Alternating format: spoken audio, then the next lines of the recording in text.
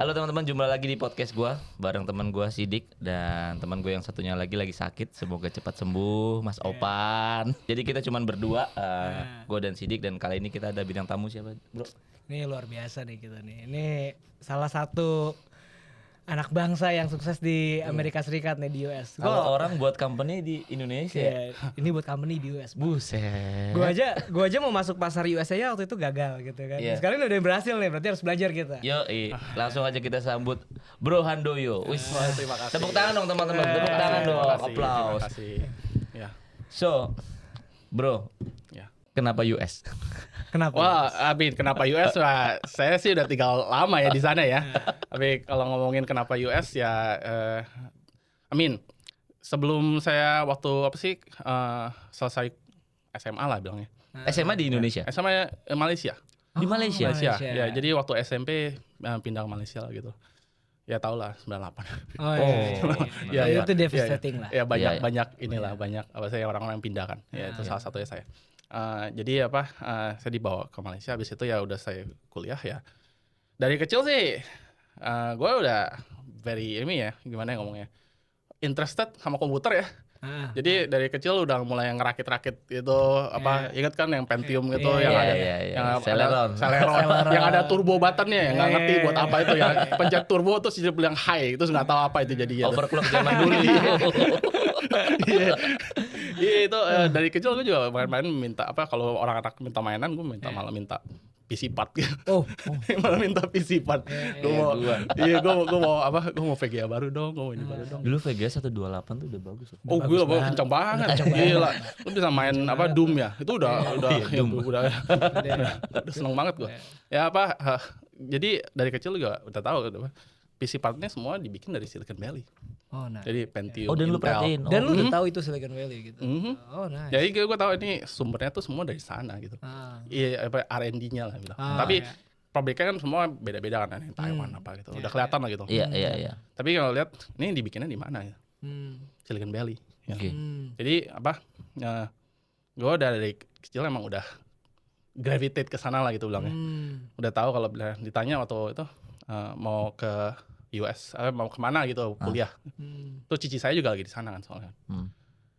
Ya, mau jawab aja lah. I think inilah US gitu. Itu jadi, pas SMA. Pas SMA kan disuruh pindah ke sana gitu. Ya. Wah, gokil. Jadi saya kuliah di sana buat Di mana kok? San Jose State, State University gitu loh. Kalau sebenarnya bukan tempat kayak Stanford gitu lah. Tapi bukan Ivy League. Tapi sebenarnya orang-orangnya lumayan ini sih kalau gue bilang ya. Orang-orangnya tuh very down to earth engineer loh bilangnya lah. Ya bilangnya apa sih? Diam-diam jago lah ya. Iya. Jurusannya jurusan komputer engineering. Gila, berat Pak. Jadi gua sebenarnya bukan computer science juga. Jadi gua bikin board gitu beneran malah gitu. Ya. Kalau gapnya education, kita ngomongin Malaysia ya. Dari SMA terus kuliah di US tuh kerasa banget enggak? Karena jet lag. Kalau SMA Indonesia kan terus kuliah di US kan. Saya bilang sih kalau in my opinion itu malah lebih gampang di sana. Mau kalau pelajaran maksudnya lebih gampang. Iya. Maksudnya tapi pakai bahasa Inggris kan di sana? Inggris dong pasti dong. Ya, tapi mesti Inggris aja gitu loh. Semuanya mesti Inggris, tapi untuk kayak matematikanya lah, ininya, fisiknya lah apa. Lebih gampang. Ada certain things yang lebih gampang gitu loh. Tapi yang ngebedain tuh sebenarnya kayak yang itu apa sih namanya? Cara belajarnya lah bilangnya. Ya. Di sana tuh mereka ada ekspektasi kalau orang tuh jalan sendiri, belajar sendiri gitu loh. Jadi mandiri ya. Jadi mereka tuh nurture apa sih namanya? Anak-anaknya tuh selalu pikir sendiri aja gitu loh semuanya. Pikirin jawaban sendiri, pikirin ini sendiri. Pikirin apa sendiri. Jadi enggak di spoon feed gitu loh misalnya. Dan dia diajarin buat ada sense of ownership dari pendidikan ya. Ya, dari pendidikan. Dari especially in high school sama ini college gitu. Berarti yang pertama di bahasa pasti sama kita udah kalah. Yang kedua sense of ownership ya. Betul. Walaupun belajarnya nggak susah-susah amat ya. Belajar nggak susah menurut saya sih. Tapi mesti bisa bikin sendiri, mesti bisa belajar sendiri, mesti bisa ini sendiri. Berarti either lu excellent, kalau nggak ada sense of ownership ya udah malah tambah. Ya emang artinya dunianya kan lebih kayak freedomnya tuh lebih tinggi lah bilangnya. Jadi bilangnya itu ngomongnya part of the freedom aja gitu loh. Bisa lu mau belajar apapun silahkan, lu mau bikin apapun silahkan, lu mau bikin ya tapi lu masih bisa bikin sendiri semuanya gitu. Gak ada yang nunjukin lu jalan gitu maksudnya. Itu dari SMA udah digituin. Banyak orang yang belajarnya begitu kalau saya lihat. Apa sih namanya? Jadi emang tapi pelajarannya juga gak susah tapi gitu loh. Iya. Yang penting Gak usah susah-susah sih. Dan belajarnya Ngapain sih menyenangkan gitu. susah-susah? Ya, yang penting mereka tuh justru malah jadi interested sama jadi iya. apa sih? Jadi pengen belajar lah gitu. Iya. Terus menginjakan kaki di US tuh kalau boleh tahu tahun berapa tuh kok? Berapa ya? 2008 ya kalau nggak salah ya. 2008. 2008 Jir, ya. gue masih semester 6 pak. 2008 semester 6 apaan? Gue semester 6 pak, Oh, gue iya, 2006 oh, gue. Kita gak sangkatan pak. 2008 saya masih SMA. SMA kelas 1. Tapi kita nggak jauh beda lah. Ya kita semua kurang lebih ya paling cuma beda 1 tahun 2 tahun lah. Iya, Oke. Terus menginjakan kaki di San Jose sebagai anak Indonesia yang sekolah di Malaysia. What do you do first gitu kayak? Ya saya sih nggak belajar aja lah itu dunia waktu apa sih namanya waktu kuliah sama waktu ini most like apa sih bikin koneksi bikin ini ikut organisasi kuliah sini sama mirip lah ya kalau saya lihat experience-nya gitulah. Sebenarnya sama ya. Sebenarnya mirip-mirip jadi in my opinion nggak terlalu apa sih gila-gila gimana. Yang I think mulai kayak tahun keempat gitu ya kan S2 gue juga di sana. Oke. Habis S1 langsung S2 di San Jose juga. Tempatnya sama. Jadi Kalau kayak US program tuh ada 5 junior tahun. college gitu dulu nggak sih? Ada. Jadi gue masuk junior college Setahun kan? 2 tahun. 2 tahun. Habis itu S1 S1-nya 2 tahun lagi. Iya. Terus S2-nya tapi setahun. Itu program itu dari San Jose State. Tuh teman-teman yang mau kuliah di US dengerin ada junior college dulu. Jadi ada edukasinya nih. Junior college itu kalau mau lebih murah itu malah Di Singapura. mending begitu. Iya, bisa juga di Singapura. Iya. Kalau mau lebih murah lagi bisa juga di Singapura. Di Singapura. Di Malaysia juga bisa. Di Malaysia bisa. Di Malaysia juga bisa. Masalahnya Taylor atau apa gitu. yang gue amatin tuh sistem pendidikan kita tuh nggak ada junior college pak. Kita Jadi langsung kita ribet. kan memang dibuat untuk lekas terbang. Terbangnya kemana juga nggak tahu kan sekarang kan. Harusnya tuh ada junior college. Jadi kalau kita mau berkarir di luar, maksudnya kayak ngelanjut di luar tuh gampang gitu. Ya yang udah mitra sama ini kan, maksudnya udah mitra sama apa yang keluar. Karena teman-teman saya juga sama. Kayak Koko kayak ada, tapi dia di Malaysia atau di Singapura junior college dulu tuh 2 tahun. Habis itu ke US dia. Ya. Iya. Teman gue di Europe pun juga gitu. Ya ada junior college. Junior kan? college. Dia di Jerman junior college. Iya. Itu ngebantu sih. In my opinion itu especially Of buat course. harga ya. Of Buat course harga lah. itu ngebantu banget untuk financial untuk itu kayak nge-cut setengah harga gitu. Yes. Iya, nge-cut hampir lebih dari setengah harga malah. Ya, kalau suggestion kalau orang mau ke sana ya itu junior college juga one of the way lah gitu. Iya. Dan kuliah di Amerika gitu kan kok sebetulnya bisa juga pakai alternatif kayak cari beasiswa, cari sponsor banget. gitu kan. Apalagi di Indonesia kan ada LPDP kan. Iya. Ya, dana pendidikan abadi gitu ya, dana abadi pendidikan gitu. Tapi banyak lah beasiswa yang lain juga. Iya. Adalah jalan-jalan begitu. Tapi ya mesti bisa cari aja lah. Boleh tahu nggak kok SPP-nya berapa kok dulu? Waduh, udah Dianalogikan lama. aja, Udah lama. Kira-kira aja. Dikira-kira. Ini udah ngomongin kuliah atau ngomongin itu? Kuliah Ngomongin aja. Junior college. Junior college boleh? Junior college kayaknya 1 tahun 1 semester lah gitu kayak 4 bulanan gitu sekitar 4-5 ribu ya. Mahal ya? Nggak mahal pak. 3 bulan 4 bulan gitu ya. Iya maksudnya Iya, untuk di US. Oh, ya masih bisa. Iya 4 bulan. Oh ini harga 2008. Tapi maksudnya zaman dulu juga yang prestis segitu. Segitu kok, enggak jauh-jauh Oh, beda. sorry, 2008 gue lulus. Berarti harga 2003. Oke. Ya, soalnya kan 2008 gue lulus kan. Berarti 5 tahun sebelumnya berarti Harga 2003 ya. Iya, udah lama. SPP gue dulu sudah 500 lagi. Per 6 bulan. Gue 2.200.000 pak. Tapi gue pernah. SPP-nya murah. Itu kalau masuk kuliah di US kayak bolak-balik terus tuh. Nah, gue penasaran nih gue.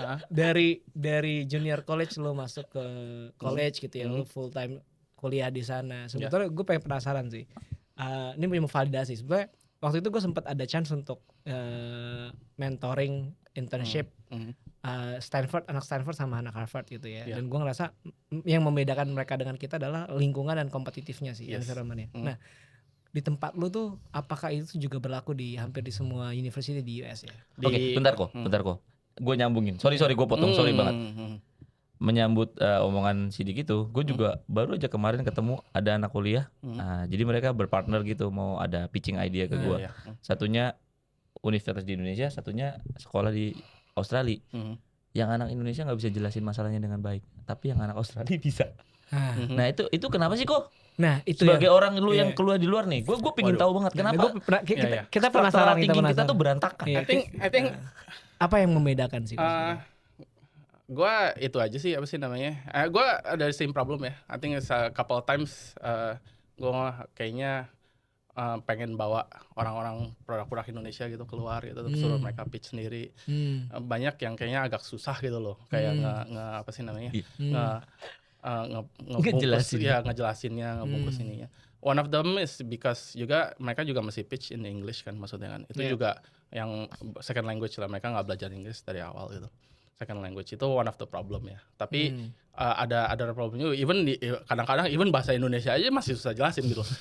Kadang-kadang iya, even bahasa Indonesia masih kayak ini. I think kalau tanya kayak gitu, kalau apa yang gue dari my experience itu tuh biasanya dari pelajaran yang tadi yang gue bilang bisa mikir sendiri sama bisa ini sendiri. Salah satunya itu. Tapi yang kedua juga I don't think kita di dunia asing, dunia kita lah ya bilangnya apa, dunia IT gitu ya. Mereka terlalu banyak emphasis on teknologi. Jadi maksudnya terlalu banyak emphasis on apa sih namanya produk sama ini gitu loh. Maksudnya bilangnya kalau orang bikin startup atau apa gitu, mereka selalu fokusnya on the product gitu loh. Jadi pada produk, pada teknologinya, ada tech stack-nya, tech stack-nya, nggak ada yang peduli kan sebenarnya. Nggak ada yang peduli. Iya, soalnya di Indonesia kalau coding pakai Laravel bisa dipukulin di tempat. Gue nggak ikutan yang ini kayaknya. Tapi nggak buat apa itu? Emang nggak penting kan? Iya, buat apa? Tapi ujung-ujung problem apa yang masih di-solve sama ininya yang apa, gimana cara ini nge-solve the problem kan gitu lah.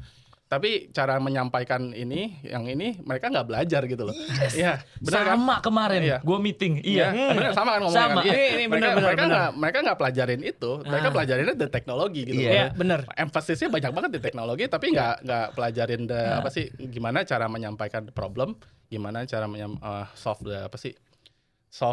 gimana produk ini bisa nge-solve that problem, terus gimana? Sesimpel itu. Ya, itu orang kira itu yang gampang gitu loh. Orang kira ini mah semua orang juga tahu lah. Gitu. Even program yang kecil-kecil gitu semua orang tahu lah.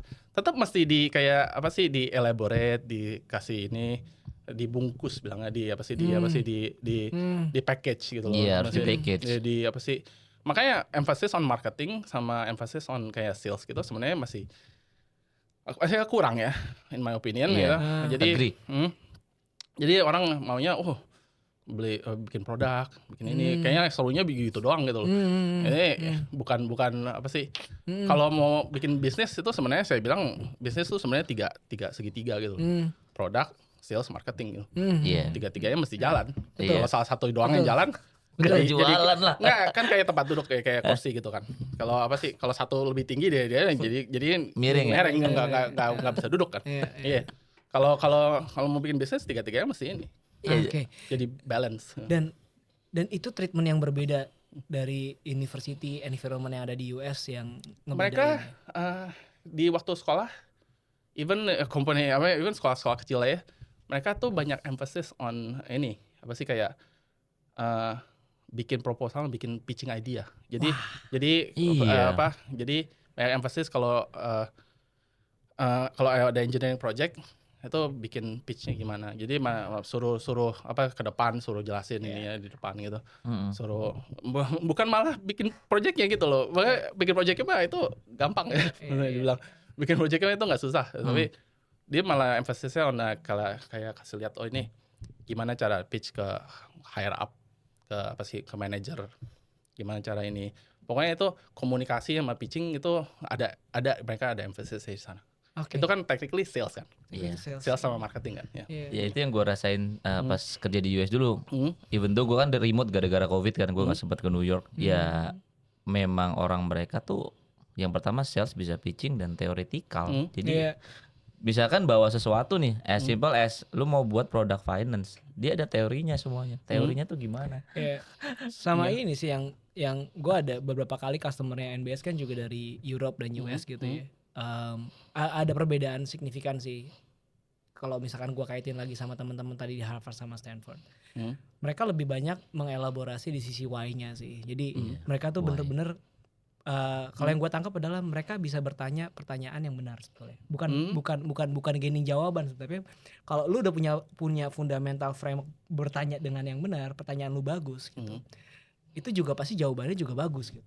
Nah, yang gue dapetin dari dua anak itu adalah mereka bukan lagi berbicara ini nanti teknologinya pakai apa, detailnya seperti apa. Tapi mereka tuh nanya purpose-nya apa, why-nya apa, problem yang mau kita solve tuh apa. Itu kalau gua sama dua anak itu. Dan ketika gua dealing dengan customer di US sama di Europe, pola pikirnya juga sama sebetulnya. Karena mereka menilai bahwa teknologi yang dipakai is just tools. Dan lebih mengena kalau kita nggak bisa tackling masalah, nggak ngerti root cause-nya apa, kita nggak bikin produk sebetulnya. Kita hanya menyelesaikan paling atasnya aja, tapi nggak dapat yang bawahnya gitu. Itu kok sebenarnya yang mau kita solve lewat podcast ini. Soalnya banyak anak muda ke kita gedubuk-gedubuk, bang AI gini, mau cain apa sih, mau jualannya gimana gitu. Ya, gue pakai web export aja, maksudnya kayak gue WordPress loh bisa jualan gitu. Asal memang bisnisnya sama salesnya jelas gitu. Betul. Ya, I think kayak ginian nggak bisa di solve secepat gitulah. I think untuk in my opinion juga banyak gitu fundamental isunya yang tadi bilang education lah, apalah gitu dari awal gitu. Nggak bisa. Saya pragmatis, realistik aja lah bilangnya gitu. Bilangnya nggak apa sih namanya? Nggak semua orang ada opportunity yang sama dan semua orang ada ini yang sama gitu loh. Terus sama kita juga mesti ada support system dari semuanya lah gitu, dari government lah, dari apa lah, dari apa. Soalnya jadi pendidikan dari awal aja juga mesti dilihat gitu maksudnya. Ini kan semua nggak bisa bilangnya bikin begini aja lah selesai gitu. Nggak ada. Ini harus dari end to end. Iya ini problemnya sih kalau katanya ini problem apa enggak ya mestinya ya problemnya sih agak sistematik juga ya, maksudnya agak fundamental gitu. Jadi ya nggak terlalu apa sih namanya. Kalau dibilang solve gimana, gue nggak bisa jawab juga sih. Ini above my pay grade gitu. Tapi ya maksudnya sharing aja. Iya kita sharing. Ini cuma kasih tau aja lah kita experience gue kayak gimana gitu.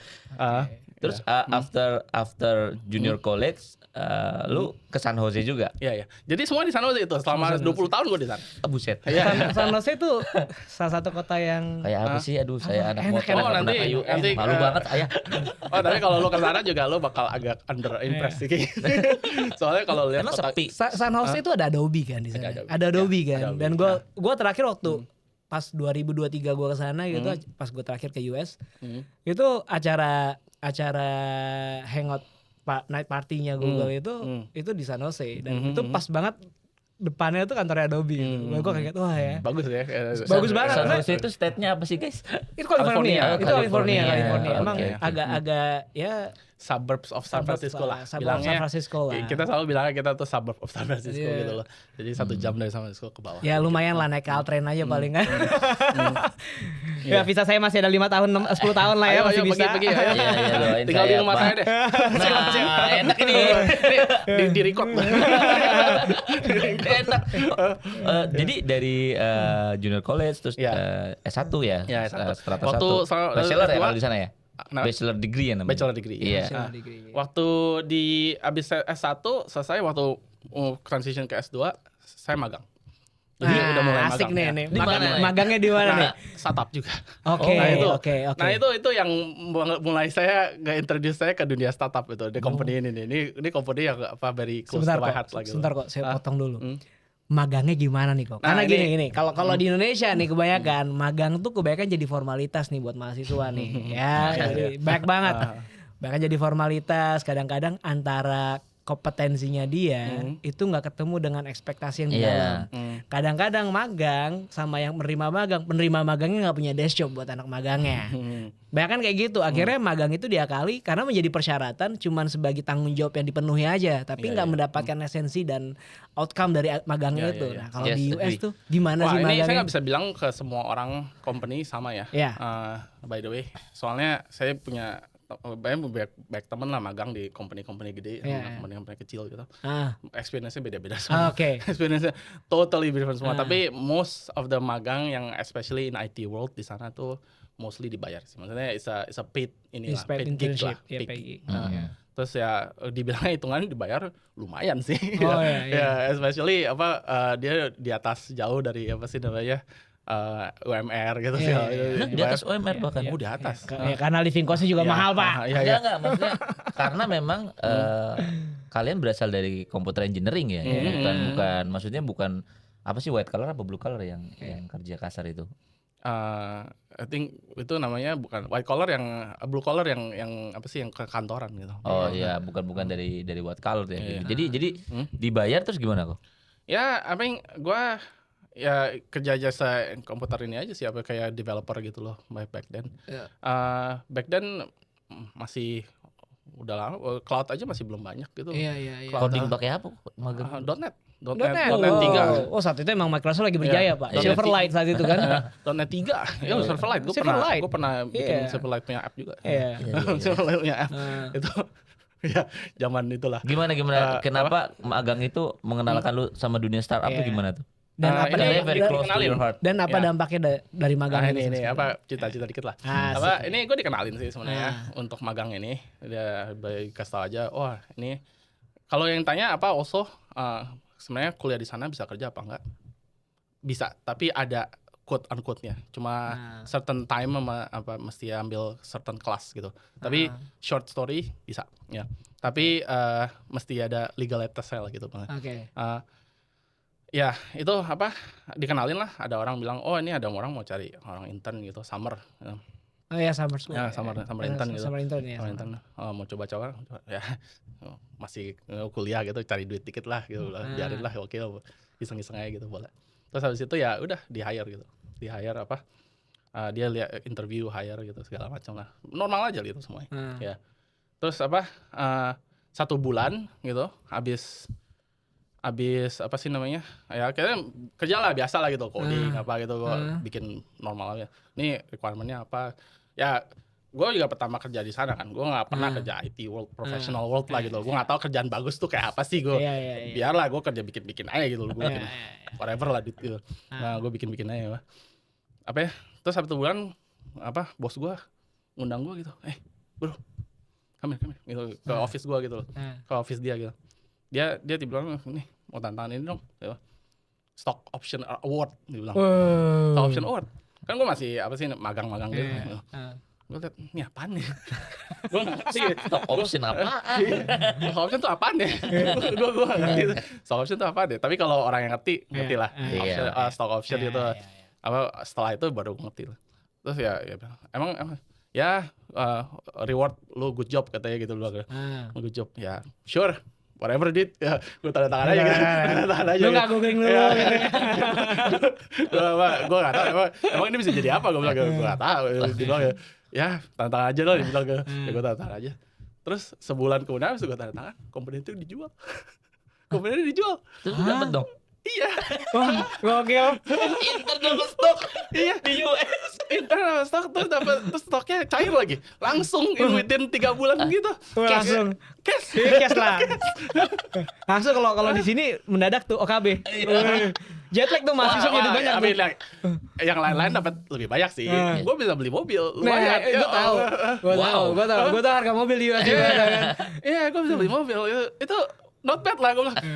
Gue baru lulus kuliah gitu, gue gak tahu mobil bobrok gitu, gue wah anjir ini lumayan banget nih, emang startup kayak begini ya. Emang startup tiap kali kayak begini ya, kayaknya enak banget ya. Karena lu pas graduate tuh pas mulai karir di mana entrepreneur segala macam startup lagi growing banget kan. Iya. Saat itu kan lu invest di US US nggak ada the Fed kan, ya udah lu nggak, Iya, iya. akhirnya duit keluar buat startup kan. Iya. Itu tapi ya itu kan masih udah lama banget lah 2006, 2007 gitu. Udah lama apa sih? I think dunia udah beda lah back then gitu. pasti. Tapi masalahnya apa? Ya pas lulus kuliah gitu, wah anjir. Katanya startup kayak begini ya, kayak seru ya gitu. Gue selama FIF itu gue kerja startup terus gitu. Waktu itu Jangan terus aja. waktu itu lu magang kantornya tuh di rumah-rumah atau gimana tuh? Atau dia Enggak kayak ruko gitu Kayak sih, ruko, kayak iya. ruko, tapi enggak di sana enggak ada term ruko ya, tapi kayak office lah beneran kayak office lah. gitu ya? Ya, office beneran office. Di bidang apa tuh kok? Bidangnya aja. Video. Media. Oh, Transcoder. Oh. Gua jadi waktu itu gue manage bikin software buat manage transcoder engine, transcoding engine. Ya. Ya, apparently mereka suka sama kerjaan gue, I guess. Gua Iya. Sini stock option. Iya. Bulan depan dijual dapat uang. masalahnya gini loh. Yang after berapa tahun kemudian gue baru realize dia tuh nggak mesti kasih gue itu. Dia nggak ada obligasi apa-apa buat kasih gue itu.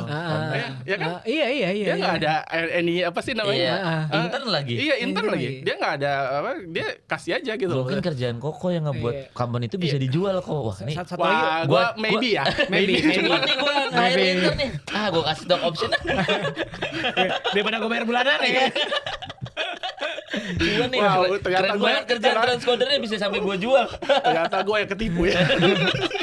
Gak lah. Mereka itu benar-benar Tapi apa sih, baik sih. teman-teman gue sekarang Iya. semua gitu. Tapi Mereka- ngurusin transcoder kan gue juga main di video ya. Pak, ya. Hmm. Ya sekarang gue tulis andalan gue salah satunya kalau keluar tuh AWS Media Live gitu kan. Kita bikin kayak begitu, tapi buat server on-prem lah gitu. On-prem. Kalau gue mainnya sekarang masih di Hmm. engineering gue tuh mainnya pakai FM Impact, mainin grassroots-nya. Yes, Tapi yes. gue ngerasa aja bahwa orang-orang yang main di level video di multimedia itu orang-orang canggih, Pak. Iya, Nggak- di bawah soalnya. Karena udah kompleks banget perhitungan Iya, komputasinya, nggak sederhana kayak lu bikin CRUD, nggak sederhana cuman bikin aplikasi yang manipulasi database doang gitu. Iya. Tapi kan FF Impact ya, yang kita bikin tuh malah transcodingnya, engine-nya kayak FF Impact itu bikin sendiri mereka. bikin sendiri. Jadi mereka jual kayak ke Sony lah, ke apa Oh, lah, iya. ke WB lah. Dan industri IT zaman dulu udah begitu ya. udah. Oh iya dong, Di mereka sini kan nggak ada. I think waktu back then Netflix juga masih baru mulai ini. Jadi dari video video on demand tuh On demand mulai tuh VOD ya. Oh, mulai kencang juga. Udah kencang juga saat itu. Iya. Jadi ya itulah. Tapi kalau ngomong-ngomong kita abis itu pernah experience gini nggak pernah. malah ini malah tambah susah gitu. Tiap tahun tambah susah gitu. Ya elah gitu. Rugi gue. Ya elah kok rugi ya sekarang ya lama-lama ya. Dulu untung gua. Ternyata gue dibohongin kayak orang kecanduan gitu loh, dibohongin di depan gitu. Habis itu kerja di mana kok? Ya abis itu kan company dibeli. Company dibeli, jadi gue kerja di another company yang lebih gede lah. Magang gitu. lagi. Enggak, langsung Gua full time. dikasih role. Sambil sekolah S2 tuh. Ambil kelas dua. Oh, Soalnya jadi- akhirnya setahun selesai. Hebat. Tahun kok. Ya kan dia itu apa sih namanya, program yang combine. Oh, combine. Waduh, ini orang pinter bro. Iya. Terus. Beda sama kita. Iya. Gak relate kita kalau cerita. Orang kita aja. Gua aja bawa knalpot ke kelas dulu. Gue mau PC. Makanya. Terus kok. Iya apa? Jadi apa? Gue abis itu ya gue kerja di apa sih namanya? Kerja company gedenya lah gitu. Jadi kita kan dicaplok sama company gedenya, terus kita jadi over kayak 4-5 tahun gitu kerja di company gede. As a inilah engineer aja, software engineer gitu. I don't know, di company gede udah masuk bosen. Yeah. Emang kayaknya gue ngerasa ini company-nya gede juga nggak gede-gede banget. Kurang agile lah satu, pasti. Iya, satu gedung itu paling cuma kayak 1000-an orang gitu. 1.000 orang untuk standar company gede mah biasa aja lah. Biasa aja. Biasa aja dong. Iya. Iya. Apa untuk standar kayak Cisco apa gitu 20.000 orang, 30.000 orang, HPE gitu. Itu kan super gede kan. Kita gede-gedenya aja udah, gue ngerasa ini kayaknya banyak banget birokrasi ya apa. Mau bikin project, mau bikin something aja kayaknya lama bener gitu gue bilang. Dulu kayaknya waktu gue masih sama bos gue yang ini Kayak agile banget ya. submit something langsung dikasih, langsung dikasih gitu, langsung dikasih.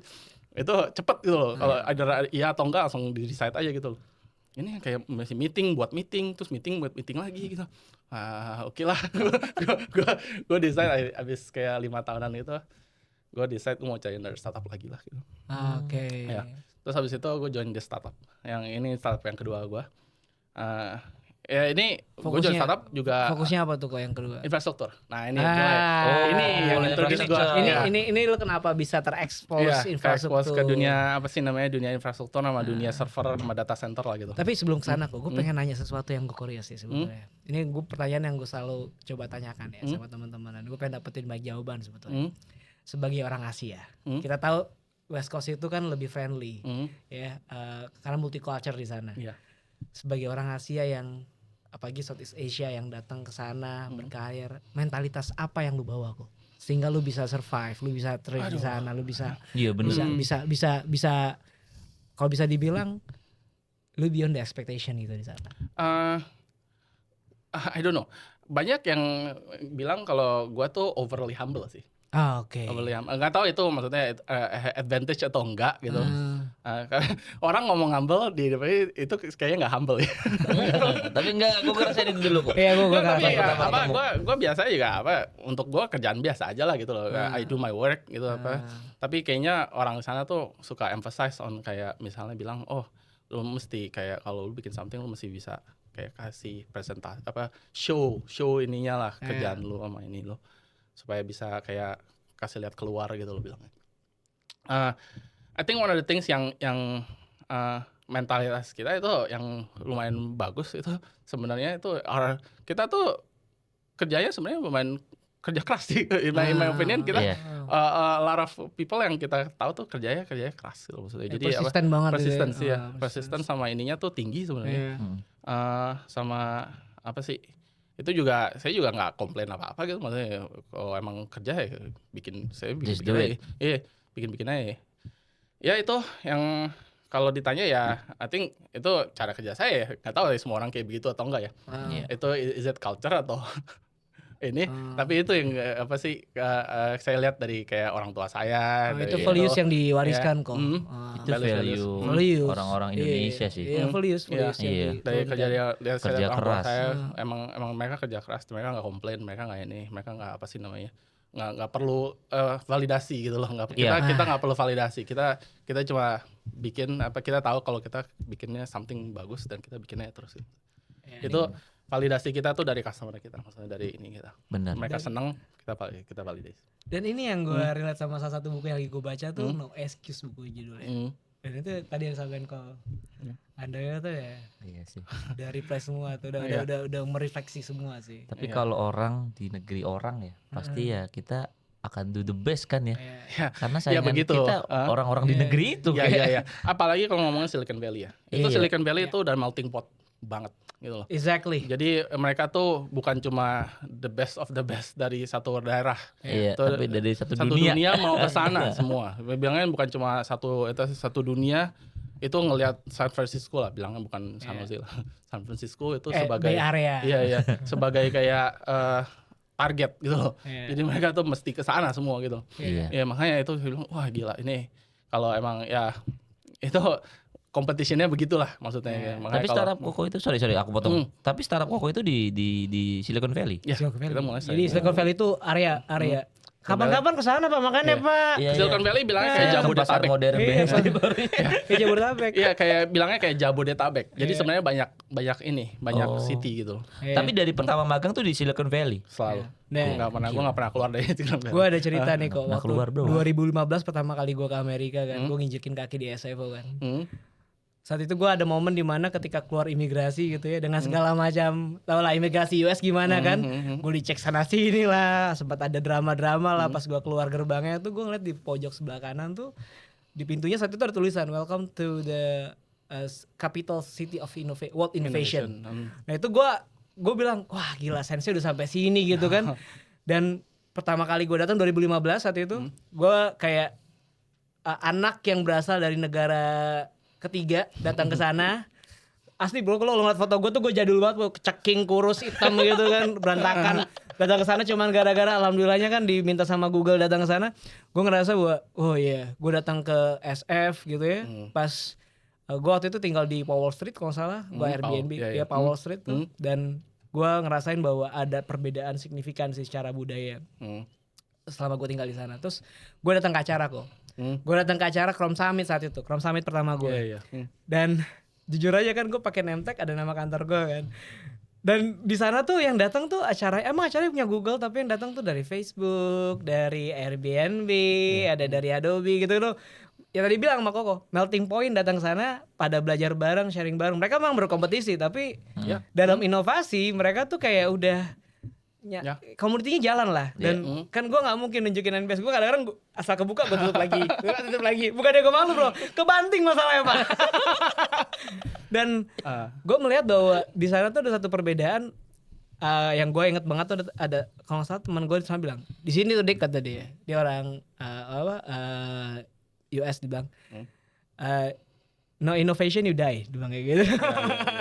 Karena kompetisinya keras banget di sini. Dan itu yang research berjalan, bisnis jalan, fundingnya jalan, everything memang agak pas gue datang ke Indonesia, jomplang, jauh banget Pak. Ekosistemnya di sana udah terbentuk. Ya. Mereka punya ekosistem tuh emang benar-benar mendukung semuanya.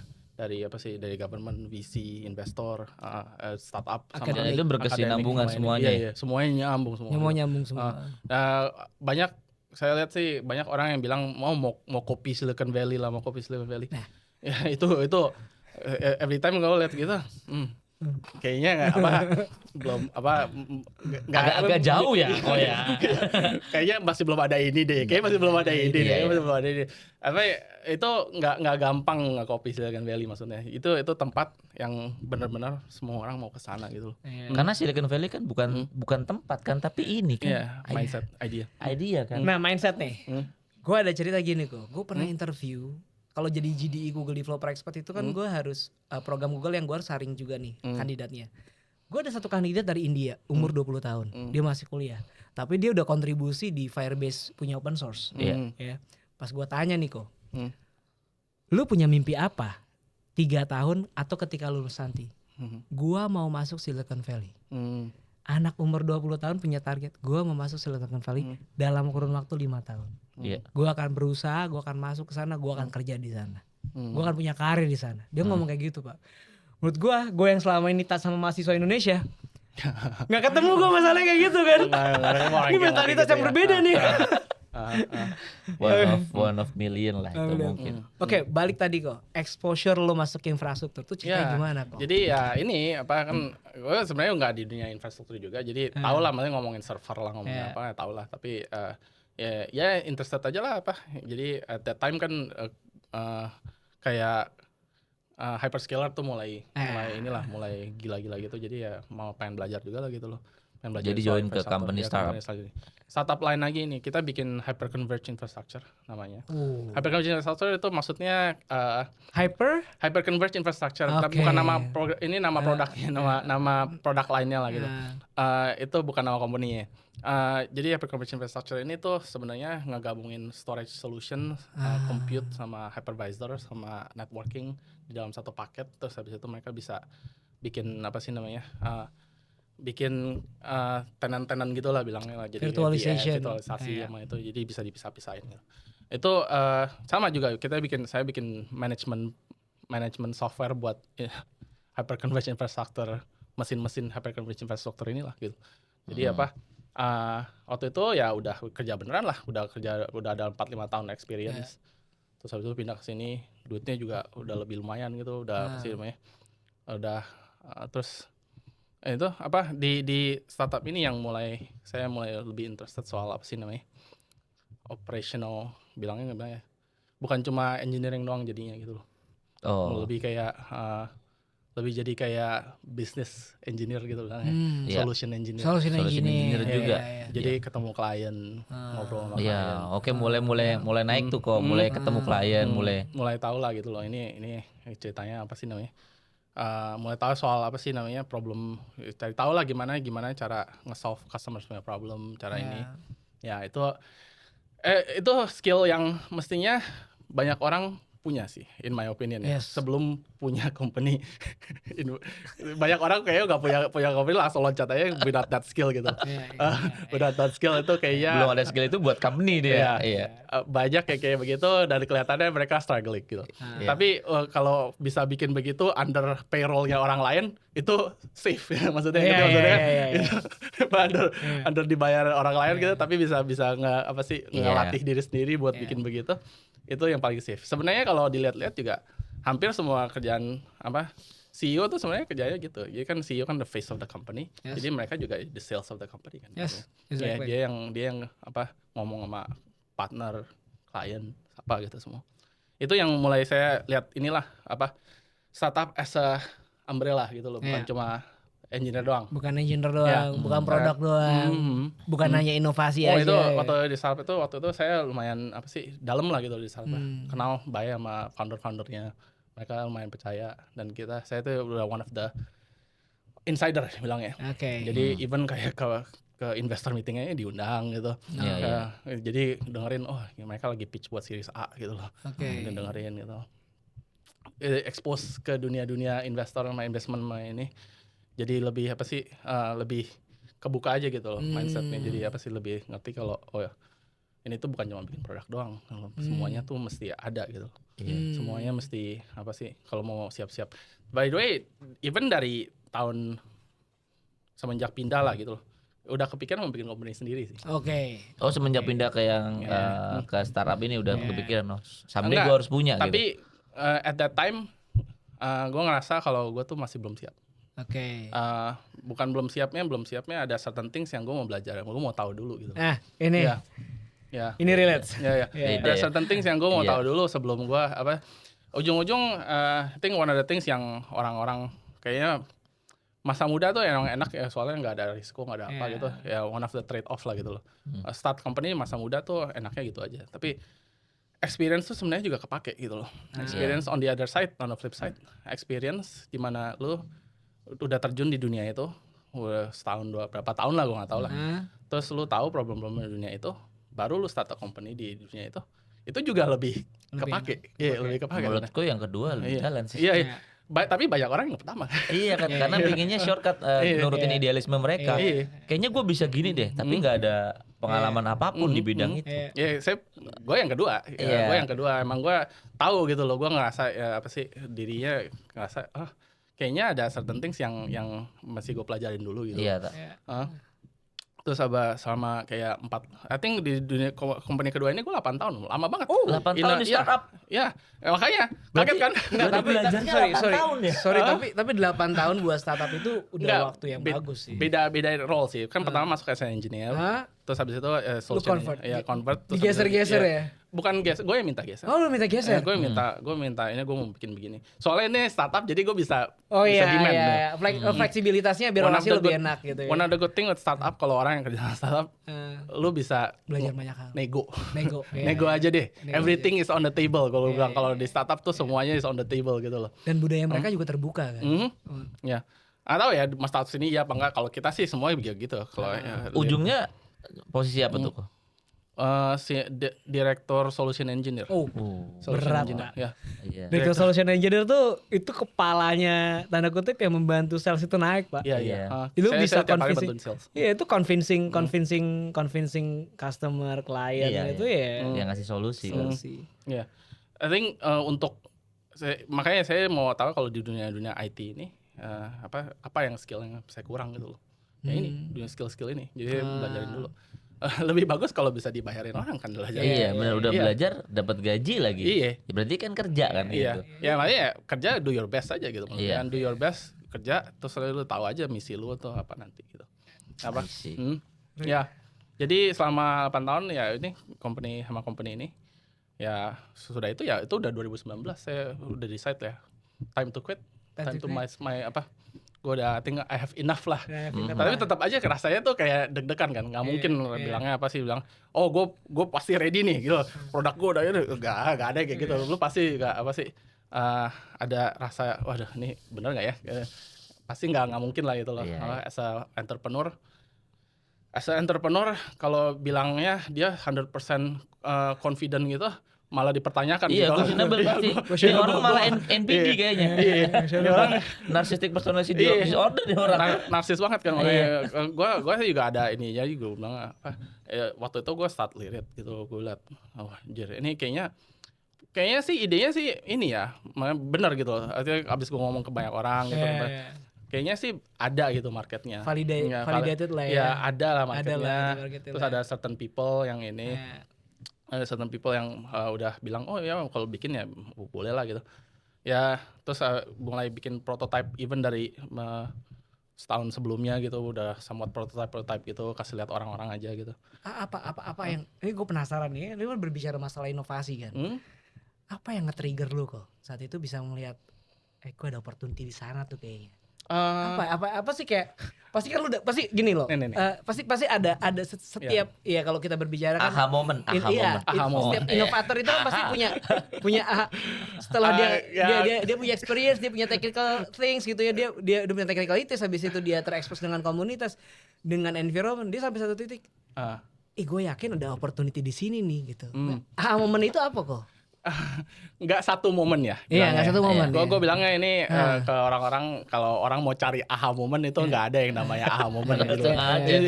It's more like aha period. Iya. Aha period gitu. Itu kan kayak connecting the dots gitu kan. Iya, kayak aha period gitu. Jadi kira-kira ya dari satu insiden ke insiden lain. Terus habis itu ya jadi snowball effect lah bilangnya. Gue kerja di data center. Gue partner kita tuh data center semua. Jadi yang one of the things yang gue lihat di data center, mereka tuh banyak mesin sebenarnya. Banyak banget mesin. Mesin tuh bukan masalah buat mereka gitu menurut gue. Tapi yang jadi masalah mereka nggak bisa jual mesin-mesin itu. Mereka mesti ada orang yang beli langsung bulk gitu lah, beli mesinnya gede-gede gitu. Terus mereka juga mesti ada platform sama ada sistem buat jual mesin-mesin itu. Gara-gara gue di data center yang gue pasang-pasang mesin, gue lihat, ini mesin baik banget. Kalau gue nyalain semua, lumayan nih. Lumayan ya. Kalau gue nyalain semua, terus gue bisa pakai atau gue pikir pakai buat sendiri. Tapi kenapa nggak dijual aja gitu? Kenapa dijual kan? Itulah aha periodnya lah gitu. Ya kenapa nggak dijual aja? Kalau ada platform yang bisa ambil mesin-mesin ini, tuh jual aja langsung kan di platformnya gitu. Ya kenapa enggak kan? Terus waktu itu juga baru Kubernetes baru mulai. Gue tahu story-nya Kubernetes baru mulai. Kubernetes I think 2017 baru mulai. Sebenarnya udah lama. Kubernetes born sama itu. Itu risetnya lama kan sebetulnya. Udah lama banget. Udah bertahun. Tapi banyak orang yang early Kubernetes tuh nggak percaya sama Kubernetes. Betul. Mereka tuh banyak kayak bilangnya nggak stabil lah. Banyak yang nggak early days of Kubernetes tuh agak rough lah bilangnya. Tapi tahun 2017 udah mulai kelihatan kalau Kubernetes itu yang menang dari Docker Swarm. Ya, kelihatan kalau ujung-ujung semuanya adopt Kubernetes. Google apa gitu. Yang adopt Docker Swarm cuma Docker dong, ya kan? Iya. Saat itu ya. Masa Docker adopt Kubernetes. Iya. Ya itu kan container management juga kan, maksudnya dua-duanya container management. Mereka kayak competing product lah gitu. Yang adopt yang adopt Kubernetes tuh udah kelihatan kalau semuanya tuh bakal go that way lah gitu. Jadi kalau lihat kalau justru ini juga one of the things yang saya bilang kalau mau start company mesti baca market, masih bisa baca market. Masih bisa baca ininya lah analis. Betul. Semuanya ini gambling ya sebenarnya in my opinion. Semuanya at the end of the day ya lu take a bet on certain things gitu bang. Mesti baca market terus lu take a bet. Educated bet lah bilangnya. Bukan bilang bet asal-asalan. Bukan asal-asalan. Tapi ada datanya, ada alasan kan. Bukan kayak Vegas. Tapi kita cari data, kita cari ini informasi, kita cari market signal apa segala gitu. Itu juga one of the skill yang mesti diasah lah gitu. As an entrepreneur. Itu juga masih diasah terus ya, nggak boleh berhenti. Nggak boleh berhenti. Karena demand selalu berubah kan. Iya, selalu. Terus ya itu Kubernetes sudah kelihatan kalau itu tuh jadi container orchestration yang bakal dipakai banyak. Inilah. Jadi saya bilang, kenapa kita bikin Kubernetes company buat ngejual barang-barang begini gitu. Jadi ini ujung-ujungnya kita idenya dijadiin satu aja gitu. jadi Lyric. Iya. Ya. Lyric itu berarti on top of Kubernetes ya? Yes. Kita ini Kubernetes Management Company. Kita orchestrate infrastrukturnya pakai Kubernetes. Jadi ceritanya. Ya.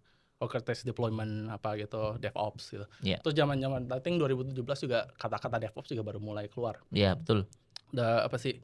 Orang mulai ngomongin DevOps. Iya. Term Angka DevOps 8 itu baru boleh lihat orang tuh. Iya. DevOps engineer itu terms itu baru mulai ada tuh. Ya, baru mulai ada. Terus ya saya gua ada ini kok. Ada satu buku, ada favorit gua kalau yang terkait masalah Lalu pernah DevOps. share ke gua tuh bukunya. Jen Kim. Iya. apa? Jen Kim dia bikin dua novel IT. Itu terkait DevOps. Satu namanya Phoenix Project, satu lagi Unicorn Project. Oh. Itu cakep banget bukunya. Gue terekspos DevOps yang literally DevOps yang bener tuh gini loh sebetulnya. By the way, namanya DevOps itu baru, tapi sebenarnya apa yang dibikin tuh udah dari dulu ya. Udah itu cuma di branding aja gitu loh. Di apa sih dibungkus jadi itu. That's one of the things yang orang sana jago lah. Saya bilang ya. Orang Amerika sama orang any Western country lah bilangnya. Mereka tuh bisa nge-segmentize marketnya mereka sendiri, terus branding aja di sana gitu. Jadi nggak bilang marketnya udah kebentuk, nggak ada yang market udah kebentuk gitu loh, nggak ada market kebentuk gitu. Semuanya tuh selalu bisa diubah gitu. Jadi ngomongin apa sih namanya DevOps itu sebenarnya udah dari dulu. Kayak as a practitioner IT, betul. Tahu lah, ya kan? Betul. Ya memang begini dari dulu. Kita dari dulu nggak ada namanya aja kan? Iya. kita udah bikin begini dari dulu, tapi nggak ada namanya aja.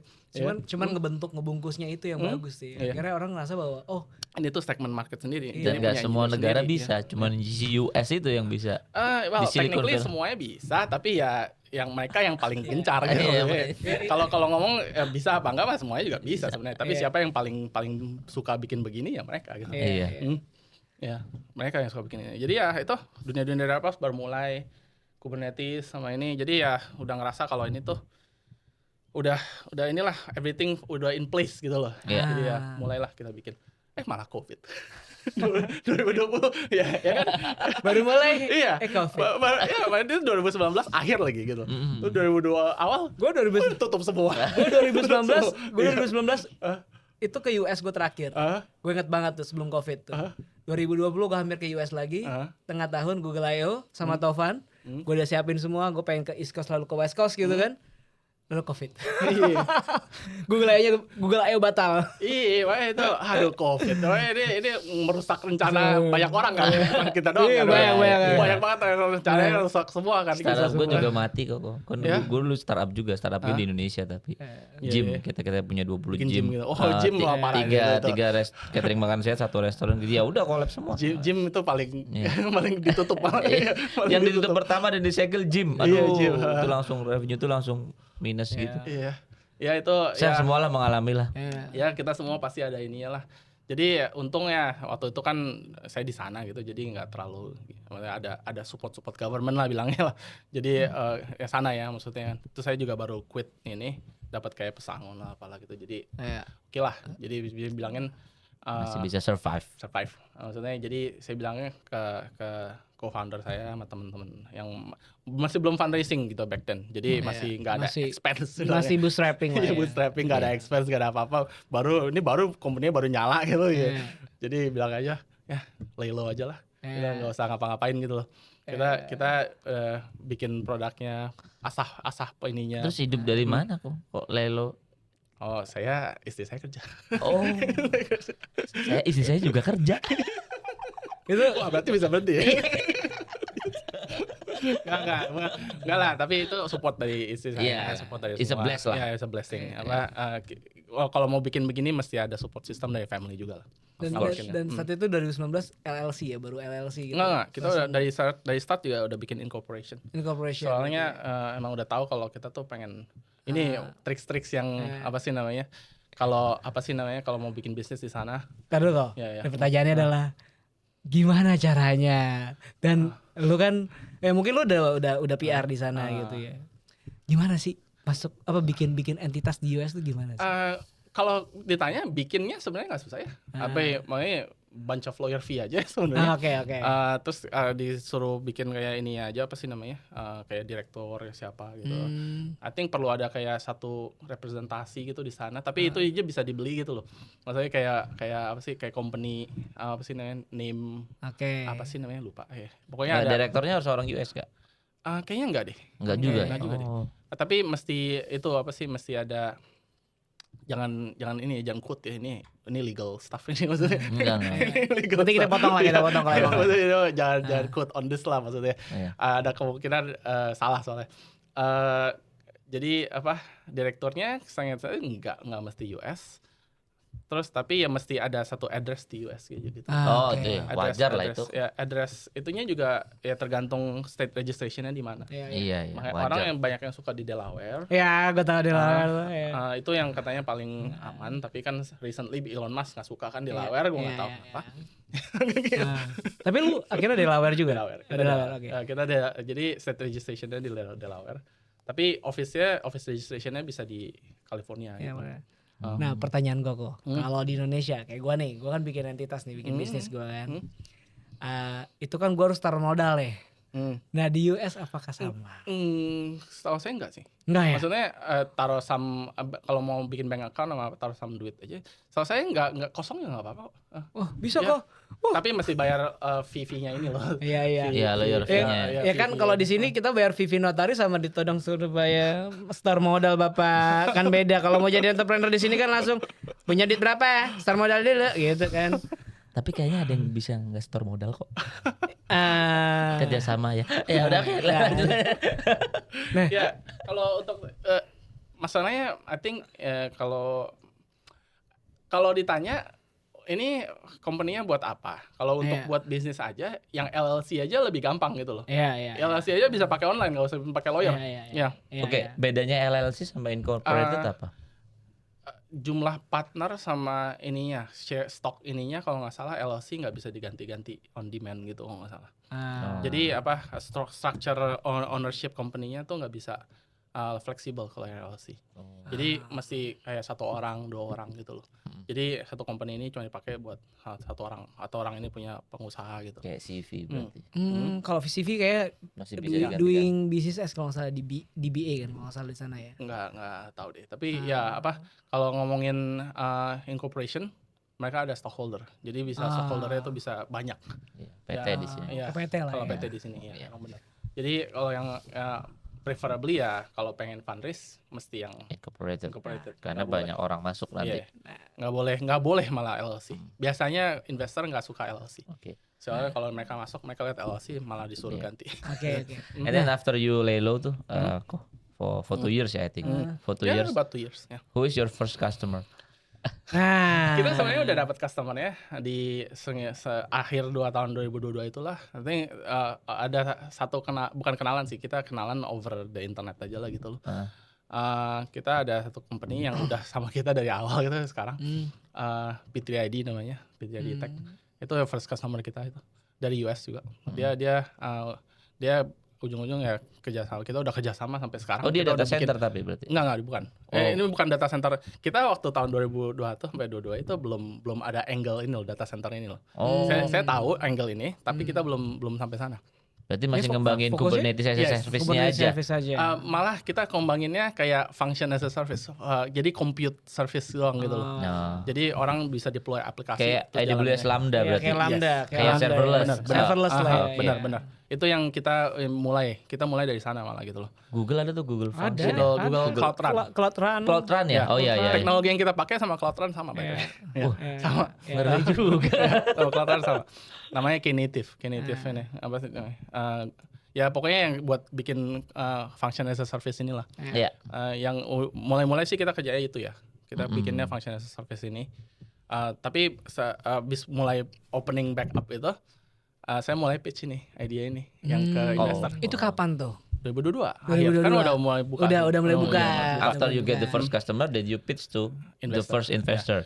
Get first customer, terus kita mulai join ini ya, akselerator kayak gitu. Akselerator. Apa tuh? Okay. YC? Bukan. Oh. Expert Dojo namanya. Expert Dojo. Di apa sih namanya? Ya. Dia di LA gitu ya. Di LA. Terus sama ya kita join mereka. Terus ya kayak yang mulai ngajar-ngajarin Oh, gimana Expert Dojo, gue familiar sama tuh nama. gua pernah denger. Iya.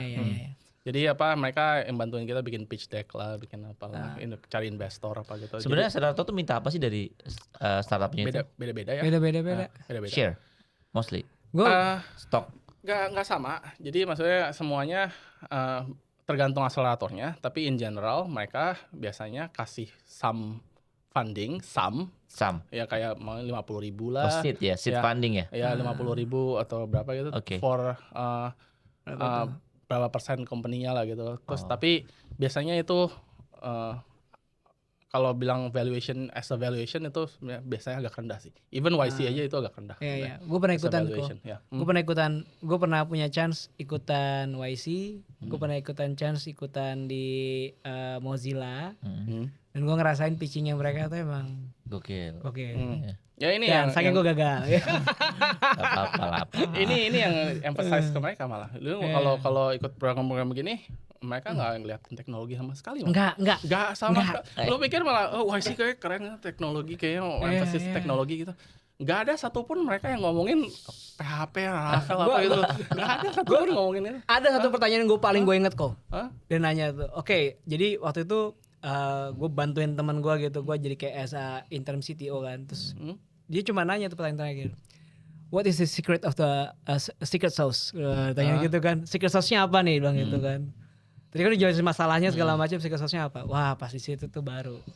Jadi dia bakal ngeliat korelasi, make sense gak nih dari masalah lu punya secret sauce ini terus bisa ngasilin impact di market gitu. Dan secret sauce-nya most of the time bukan teknologi kan? Bukan. Iya. Bukan.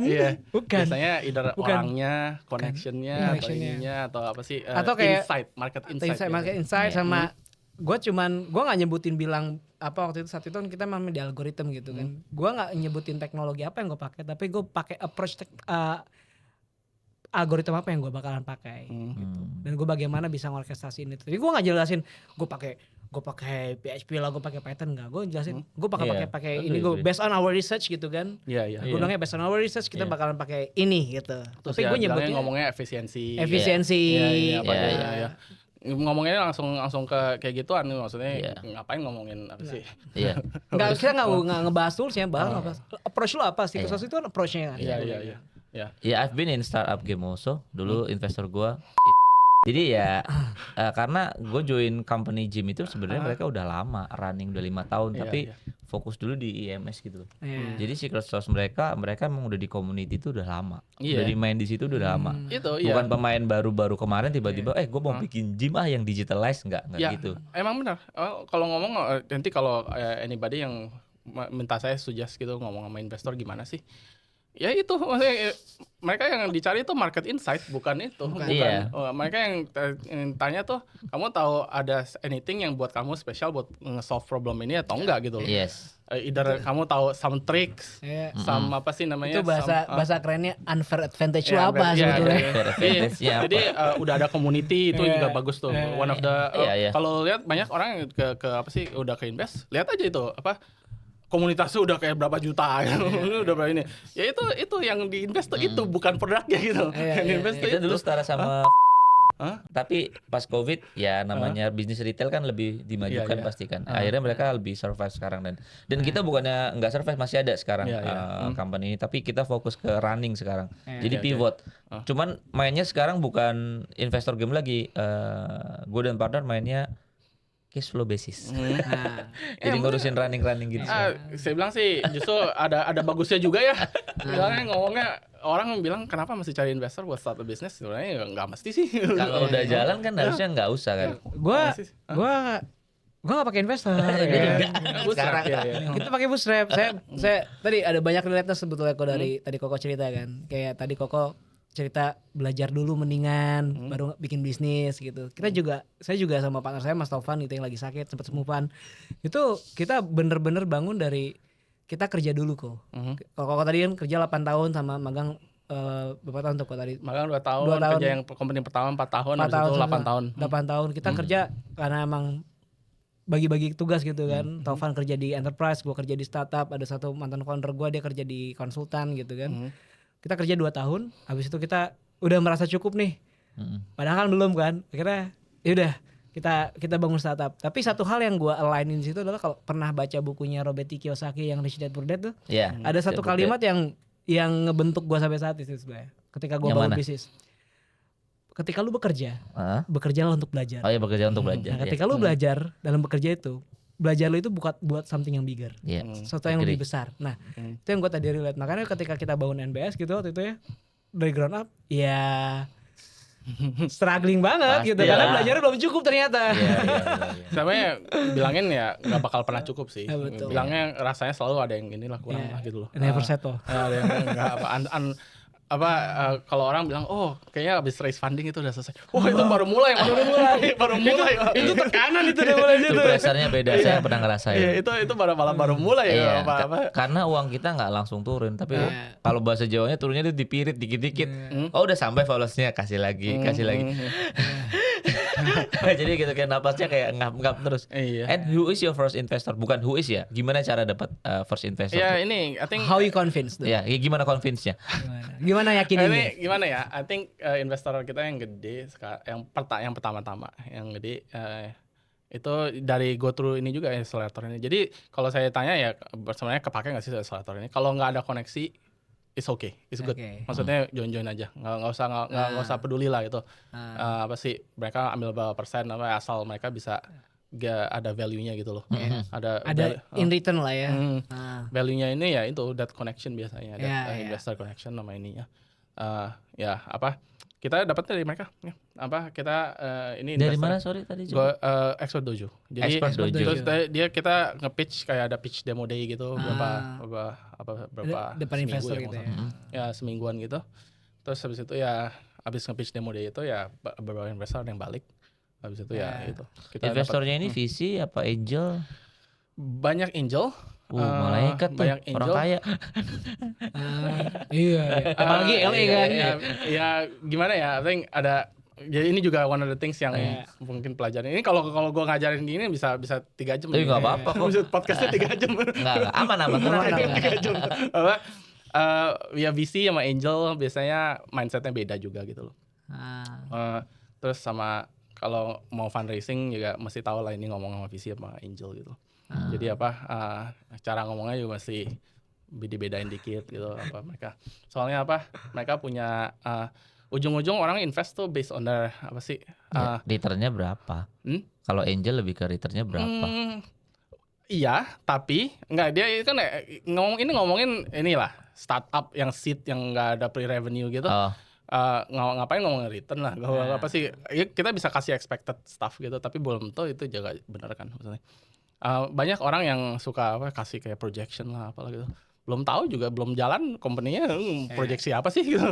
Kan kalau di Indonesia tuh kan bisa segini nanti kan data kan banyak. Aduh kalau ngomongin startup Indonesia jangan deh. Iya maksudnya kayaknya jangan usah terlalu emphasis on kayak gituan sih kalau in my opinion. Jadi gimana kok? Emphasis on the visi dan misi sama ininya sama apa sih kayak mereka tuh kalau ngomongin yang dipelajarin dari Expert Dojo di mereka udah ngajarin kayak bootcampnya gitu jadi 2 bulan gitu. Mereka emphasis on pitchingnya sama ininya, dan dalam pitchingnya tuh sebenarnya yang disuruh emphasis tuh storytelling. Nah ini ya.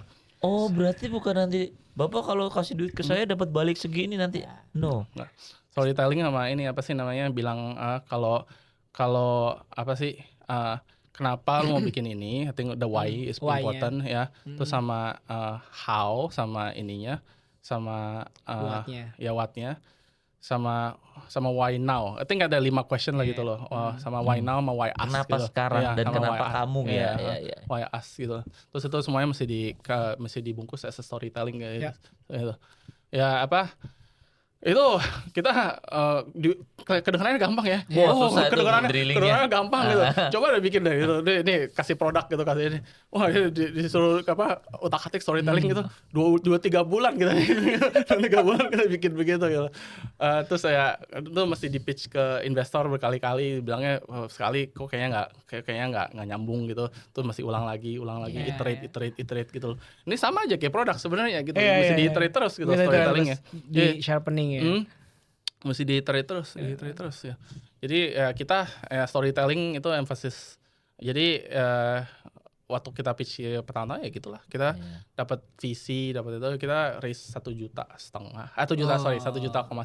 Oh. 1,1 juta dolar. Ya. Buat lifespan berapa lama? Kita jangan sampai sekarang 2,5 tahun lah gitu. Kita lagi fundraising lagi sekarang.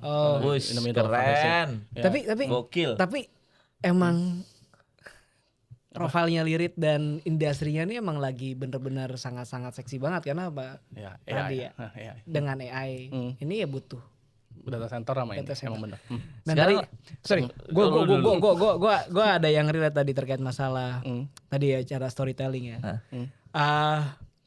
Gue telat baca buku ini sih sebetulnya. Tadi sampai sama Koko tuh ada buku namanya yang ditulis sama Simon Sinek, Start with Why. Ya, yang kemarin gue sempet bahas juga tuh. Jadi bangunnya dari why-nya, bukan what-nya, bukan apa yang lu jual, tapi apa yang lu believe, apa yang lu yakinin, visi yang mau lu bawa seperti apa, lalu lu bawa how-nya. Bagaimana lu ngewujudin itu seperti apa, lalu what-nya bukan berbicara produk lu, tapi dampak apa yang lu bisa berikan ke customer lu. Dan believe it or not, ketika gue baca buku itu dan gue berkali-kali baca, gue 3 kali bolak-balik tuh baca buku itu dan ngebentuk. Gue ya jelas lah, saya kalau di NBS CIO Pak, tapi sebetulnya ngubungin antara orang jualan ya value-nya NBS, opportunity-nya sama technicalities yang kita punya gitu. Akhirnya gue dengan gue habis baca buku gitu kayak tadi, gue ngerasa bahwa gue harus bikin storytelling yang bagus nih buat NBS. Bagaimana value-nya tuh bisa kena gitu. Asuransi apa yang bisa gue berikan kepada customer-nya NBS ataupun prospeknya NBS gitu. Jadi itu relate banget sih. Ya. Nanti storytelling ini juga kalau saya tanya ke banyak kayak orang-orang di sana gitu, yang nanya kenapa, tadi sama problem yang pertama tadi yang bilangnya tuh, ya ini one of the things yang nggak di-emphasize di sini gitu, nggak diajarin, nggak di-emphasize, nggak di ini. Produk, tech stack, terus jadi ceritanya bukan storytellingnya itu. Tapi ya kalau orang bilang ya di sini juga itulah apa, mungkin agak lebih pragmatis gitu loh ya. Tapi storytelling kedengarannya kayak mendongeng dan membesar-besarkan bilangnya. Tapi bukan artinya begitu ya. Storytelling is just about like apa sih, how do you get reaction gitu loh. Apa sih? Kayak gua amatin ya di Indonesia yang sukses-sukses sales juga storytelling. Kayak kita beli asuransi itu storytelling. Kurang storytelling apa itu kita diceritain. Bapak kalau begini. Oh iya juga ya. Karena gini juga. Ada beli deh asuransi gue deh. Sales itu bukan logical. Sales itu bukan logical. Sales itu foundationnya is emotion. Kalau dari Simon Sinek bilang, ketika lu mau jual sesuatu, lu udah bisa activate limbic brain lu gitu ya. Nanti emosi itu akan mengafirmasi, mencari pembenaran ke logika sebetulnya. Iya. Emang itu. Jadi kalau orang juga pitch ke investor itu sebenarnya sales ke investor. Iya, sales investor. In my opinion itu sebenarnya sales ke investor. Jadi mereka mesti activate that itu. Jadi itu yang lebih penting daripada apa sih namanya? Daripada yang cuma ngomongin teknologi lah apa gitu. Tapi ya yang storytelling ini yang kalau ditanya investor I don't know, mungkin banyak investor sini juga sih in my opinion. Sama pasti. Mereka juga by emotion sebenarnya. Mereka bilang minta data lah, minta apa. Nggak dilihat juga. Nggak dilihat juga datanya. Ya cuma buat kayak kasih ini aja lah, apa sih kayak due diligence lah gitu bilang. Nggak dilihat juga datanya. Tapi ya bukan berarti masukin data kan. Kasih aja datanya. Iya, makanya kasih aja datanya gitu. Bukan masukin yang udahlah. Iya, bukan berarti itu apa. Ya mereka tuh invest by emotion semuanya. Betul. Semuanya itu sales semuanya. Karena the first impression, bagaimana kita dapetin first impressionnya, bagaimana kita bangun koneksinya, bangun trustnya sama investor. Kalau kita nggak punya susunan cerita yang bagus gitu kan, susunan story. Dan ini realize ketika gue ikut programnya Google ya.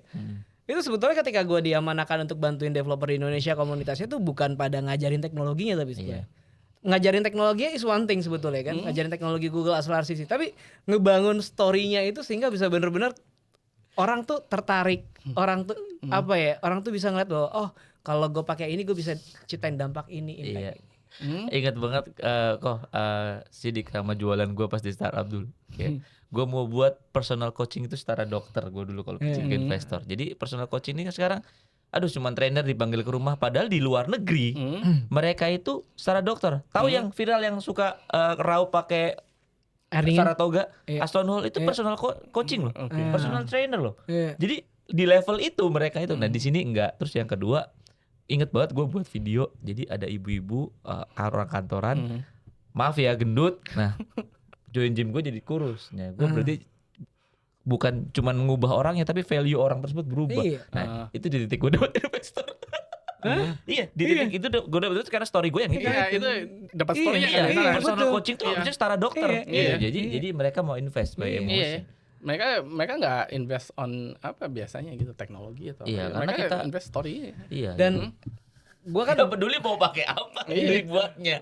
gue beberapa kali dengerin podcast salah satu panutan gue lah ya, Pak Gita Wirjawan ya. Jadi dia bilang Indonesia ini bukan kekurangan pengajar sebetulnya, bukan kekurangan pendidik yang bagus, tapi Indonesia ini kekurangan pendidik yang bisa bercerita sebetulnya. Benar. Bisa storytelling. Mungkin itu yang membedakan antara guru-guru yang ada di luar sama guru-guru yang ada di dalam. Gitu ya. Benar, agree. Itu yang emphasis yang guru-guru di luar juga banyak ngomongin beginilah storytelling namanya. Storytelling. Ya. Oke, sekarang kita biar nggak terlalu lama kita ke bisnis kok. Lirit ini terus gimana setelah dapat investor? Katanya mau expand ke Indonesia atau udah expand ke Indonesia? Oh, kita mah udah 2 tahun 3 tahun di Indonesia. Abis dapat investor ini kita mulai jalan di Indonesia. Ke negara mana aja kok? Jadi kita sekarang di US. Baru karena abis dapat investor itu kan kita ada market US lah bilang. Kita bikin ini di US sama apa sih namanya, ada customer ada apa gitu. Terus di Indonesia udah mulai jalan juga. Terus kita cari mulai yang itulah yang pitching yang apa sih yang eksekusi the pitch, di mana kita tuh cari data center, cari partner data Di center. Indonesia juga lagi cari data center. Udah ketemu. waktu kita business Gio partner. Oh, bisnet. Ya, Sama Dondi. sama Dodi. Om Dondi. Ya. Om Dondi. Iya. Oh, Om Dodi, teman lo di sini ya. Halo, Pak. Halo, Pak. Om Dodi. Kita temenan. Aduh, gue pernah berantem lagi sama Dodi di Twitter. Sama Pak Don deh. nanti gue temenin deh. Dia mau ajak main golf. Gua kemarin diajakin sama dia. Main golf. Ayo main golf, Dik. Main golf di mana, Pak? Itu di dekat data centernya Business Gio. Iya. Jadi sebelahnya itu golf. Mana? Oke. Senayan. Bukan di Bukan. Techno Village. Techno Village. Techno Village di mana di Bogor yang Bogor, ya. Oh, di Bogor Raya dong. Iya. Tempat Techno gue main Village. golf. Sentul. Iya. Oh, di Sentul Highland biasanya. Iya, ya itu kita mulai cari-cari data center dan at that time kita mulai itu saya pitch ke data center juga cari ini. Ini sebenarnya kita jadi kayak two sided pitch gitu loh, apa jadi kayak marketplace pitch lah bilangnya. Jadi ada suppliernya sama demand side-nya lah bilangnya gitu. Jadi kita mesti pitch kedua-duanya gitu, nggak boleh salah satu doang. Ini kan kalau ngomongin two sided market yang mana yang kita nyalain duluan kan. Biasanya kalau ngomongin kayak technically Gojek juga two sided market kan. Two sided apa sih namanya? Jadi ada yang drivernya sama ada yang ini ya kan. Apa sih namanya? Customernya iya. Tapi I think yang dinyalain duluan ke supply side-nya kan. Ya, cari drivernya dulu semuanya. Kita juga sama, cari infrastrukturnya dulu semua. Cari apa sih partner-partner buat infrastruktur, masukin ke platform kita, terus kita mulai jualan lah gitu loh. Jadi technically kayak tahun 2022 ya baru sign 2023 lah gitu. Baru mulai masuk ke data center ini di Indonesia, di US, di apa. Dan abis itu ya kita baru mulai jual ke market gitu loh. Jadi technically kita baru mulai jualan tahun 2023 onward gitu. Iya. Ya bukan apa. Kalau dilihat ya gitulah, ini hasil dari 2 tahun 3 tahun gitu, 2 tahun. Berarti nggak instan ya? Nggak instan juga ya? Nggak ada yang instan lah. Orang mau instan apa sih? Instan apa? Iya instan. Semua banyak ini selama 2 tahun ini tanyalah semua orang saya lah, anak-anak saya yang yang di Indonesia, yang di US ini kerja keras men semuanya. Semuanya style ya semuanya bukan kayak di TikTok gitu. Nggak mungkin ya. Gue ada satu pertanyaan. Bagaimana rasanya jadi entrepreneur dan lu mau punya influence apa terkait masalah culture di kantor perusahaan lu ini? Gimana rasanya jadi entrepreneur? Kalau itu sih nggak tahu ya. Emang dari dulu kan pikiran gitu. Tapi kalau waktu udah jalanin berapa tahun, ya saya ngerasa blessed sih, maksudnya very blessed to be in this position lah bilangnya gitu loh. Gimana nih even enggak, ini sebenarnya painful banget ya. Tapi sepainfulnya itu saya juga ngerasa blessed gitu maksudnya. Kalau bisa bikin begini gitu loh. Nggak apa sih bilangnya, nggak bisa bilang kalau ini tuh nggak bisa bilang kalau gini tuh apa hoki-hokian doang atau ini doang gitu. Enggak. Atau apa cuma nggak bisa bilang kalau apa semuanya udah di plan lah gitu loh.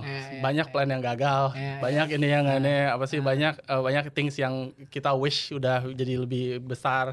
Yes. Banyak things yang kita apa sih namanya? I wish gue udah selesai nih fundraising gitu. Ya, apa semuanya banyak lah yang kita pengen apa sih namanya? Pengen go through dan pengen bikin gitu, tapi ya ujung-ujungnya kita to be in this position dimana kita masih bisa jalanin ini terus dan kita masih bisa even expand. Sekarang di 2025 ini kita mulai ke Afrika by the way. Oh iya, gue ngeliat di website lu tuh, Kita mulai ke Afrika, kita ke Kenya, Nairobi. Kenya. Iya, Kenya. Nairobi. Berarti US, Indonesia, Kenya. Kenya. Dan Nairobi tuh ternyata modern. Nairobi itu modern. Modern ya? Lagunya ada anak Kenya itu ya. Jangan di cancel. Enggak dong. Aduh tanya. Ya, Afrika is one of those places yang kita ngomongin ini yang saya pelajarin lah dari kayak berapa 5 tahun running this thing gitu loh. After berapa tahun running this thing yang 2 tahun kedua gitu kan, saya lihat ini apa value kita tuh sama jualan kita tuh lebih lancar di Indonesia gitu. Saya juga berusaha gitu di US gitu, bukan berarti nggak jualan ya. Tapi kayaknya Indo tuh kayaknya lebih Seksi. gampang, Ya, gitu. gampang. Nggak bilang gampang lah, lebih nggak bilang gampang gimana ya? Mereka lebih terima lah this idea, lebih terima this apa sih? Lebih open. Ya, terus saya pikirnya kenapa gitu loh? Ya ujung-ujung ya itu emerging market. Emerging market. Jadi setelah saya lihat ya emerging market value kita tuh lebih kena sama emerging market. Soalnya the cost saving yang kita bawa tuh sebenarnya mirip-mirip aja di US sama di Indo. Jadi kita bisa save $1,000 di US sama $1,000 di Indo. Nah, Lebih berasa di Indo. $1,000 di US sama $1,000 di Indo lebih berasa di Indo. Iya Betul dong. kan? Betul. Nah itu efek emerging market maksud gue. Oke. Nah mulai gue pikir kita bisa di emerging market lain gak ya? Ya udah gue lihat apa mana emerging market lain yang kira-kira mirip-mirip lah kayak Indonesia gitu. Afrika. Oke. Afrika is actually apa mereka lagi do a lot of investment di apa sih kayak infrastruktur, Ya. IT apa gitu. Tapi mereka masih agak kalau dibanding sama Indo sebenarnya mereka agak kayak beberapa tahun Ke belakang ya. behind lah. Iya. Berapa tahun doang tapi nggak Iya, way 3-4 kayaknya. nggak way behind lah gitu. Justru kita bisa jadi akselerator buat kayak gini gitu. Tapi kalau ngomongin ekspor market, kita juga lagi banyak ekspor ke ke Afrika kok. Tapi barang-barang retail kita sehari-hari kayak sabun. Banyak terus, marketnya di sana yang mau beli. Ya. Kayak deterjen. Iya benar. Indomie is the national food tuh di Iya. Nigeria jangan Di Niger. salah. Iya, Nigeria. Tapi kayak barang-barang sehari-hari dik yang kita mungkin gak realize ya, kayak misalkan sampo. Itu tuh mereka banyak. Mereka soalnya masih belum banyak production. Iya, industri capacity-nya belum nggak masuk ya, itu emerging banget. Tapi mereka sekarang udah mulai ada daya beli lah, mulai naik gitu loh. Soalnya Iya. apa? Mereka mulai ngerasa ya kalau mereka tuh juga mesti part of the world ecosystem lah bilangnya, Iya. world economy. Gitu. Oke. Kenapa apakah ada kayak mau entering, kan everyone sekarang larinya mana Dubai, mana ini Middle East gitu ya. Ngerti. Tapi negeri-negeri yang somewhat ada ini develop sama ini biasanya tuh competition-nya juga lebih tinggi. Oke. Ya. Apa sih market yang saya lihat lah, market analisis sama ini. Kalau mau bikin bisnis, coba cari yang namanya blue ocean aja lah gitu loh. Oke. Daripada cari yang red ocean. Ngerti kan maksudnya red ocean? Ngerti. Ngerti. Ya, kalau saya makanya di US, apalagi di Silicon Valley, barang-barang kayak kita tuh udah red ocean banget. Red Ocean ya. Iya. Betul. Itu Jadi- yang tadi gue mau tanyain sebenarnya. Iya, itu Barang kita tuh red ocean banget. Jadi masalahnya ya kalau kita pitch ke someone, mereka juga bakal tahu gitu loh. Maksudnya udah biasa lah gitu. Iya, Produk iya. kayak gini ya setiap hari juga masuk keluar gitu. Apa? Tapi jadinya jadi red ocean gara-gara banyak orang yang mau ke sana dan banyak orang yang mau pitch teknologi di sana dan banyak orang yang juga explore new teknologi juga di sana.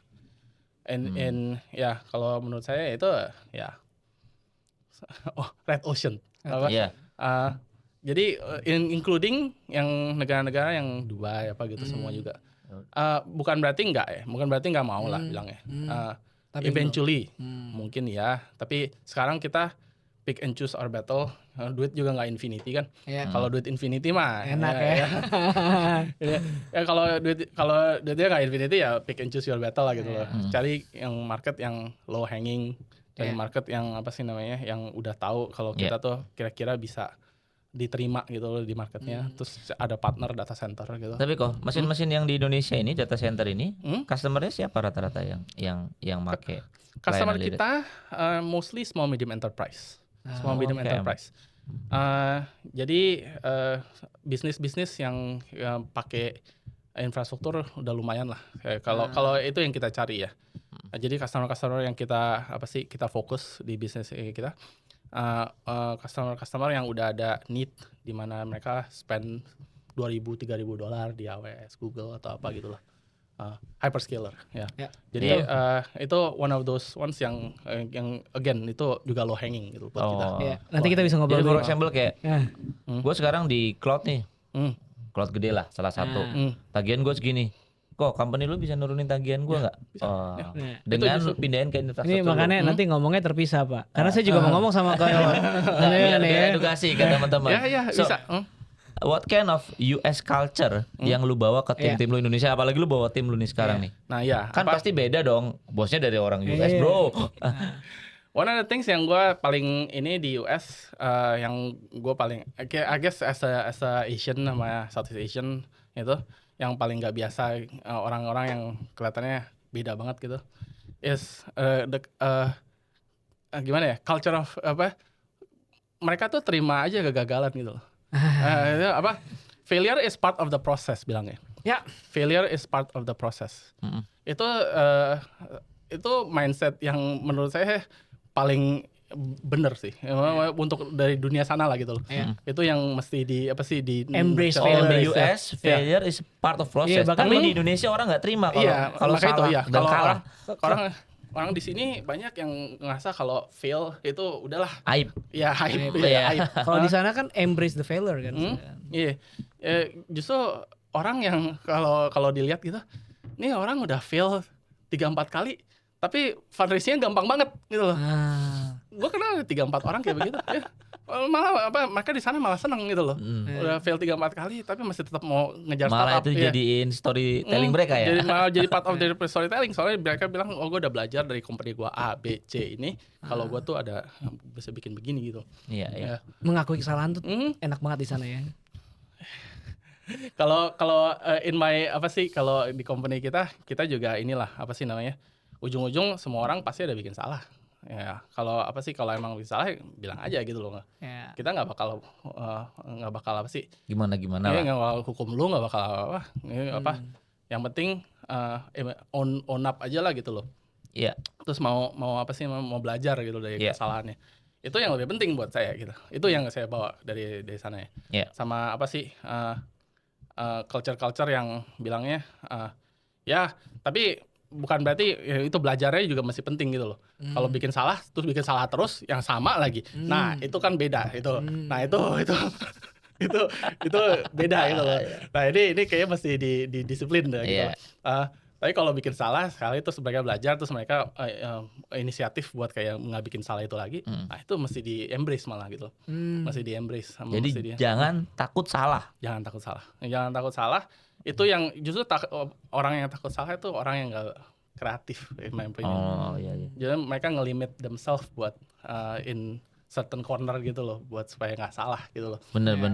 Jadi kayak tersudut aja di sini. Kayak bagian gue gini aja. Bagian gue gini doang gitu.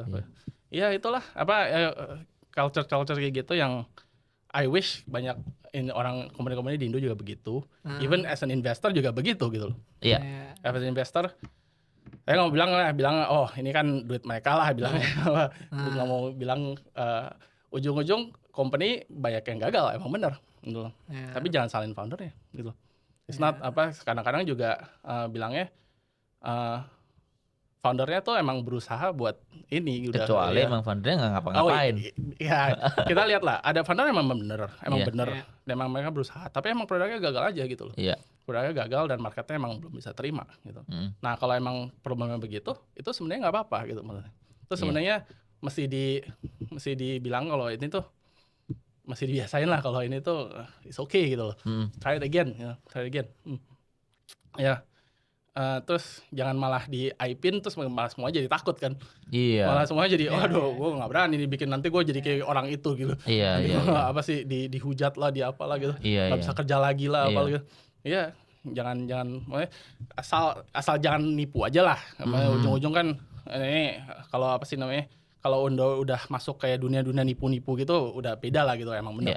Ya, yang bener. Tapi kalau emang udah kasih lihat kalau dia tuh berusaha dan dia tuh udah apa sih? Tapi emang marketnya nggak terima, sama ini nggak ada, ya kayak gitu.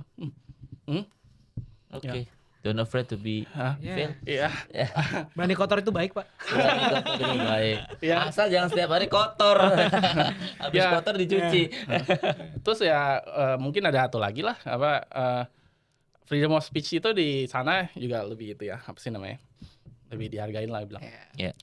Jangan takut soal ini part of takut salah juga lah. Jangan takut beropini. Jangan takut beropini. Iya benar sih. Jangan takut beropini, jangan takut ini apa sih namanya? Kasih ide. Jangan takut kasih ide itu nggak ada yang jelek sebenarnya. Nggak ada yang jelek, tapi ya intent of the idenya yang biasanya bisa jelek kan. Iya.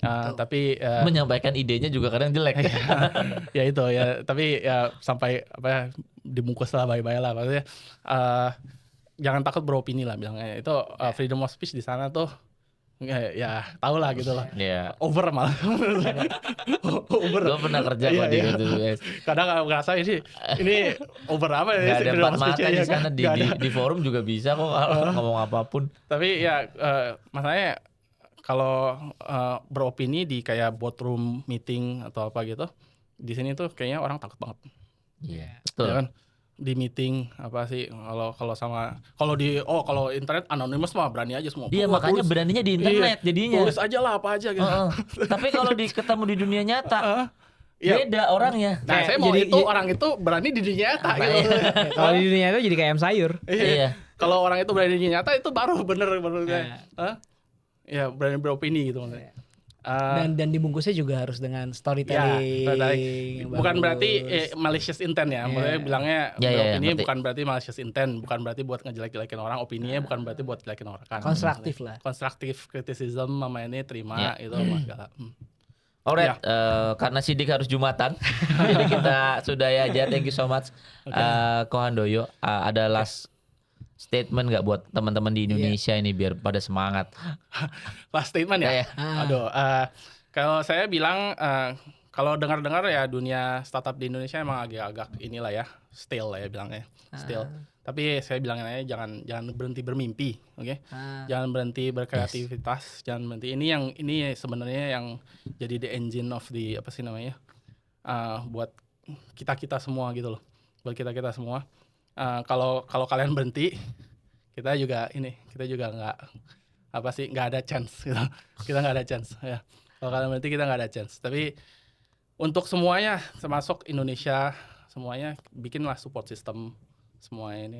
Ini penting nih. Ya support system, even ngomongin including government, including academic, including bikinlah support system buat startup kita juga.